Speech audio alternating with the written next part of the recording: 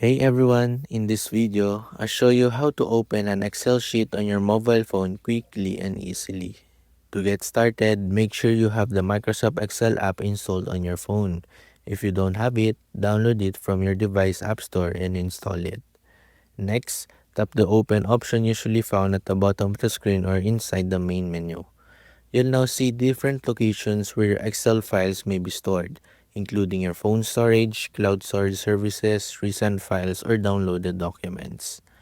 The document will load automatically and you'll be able to view the contents directly from your phone.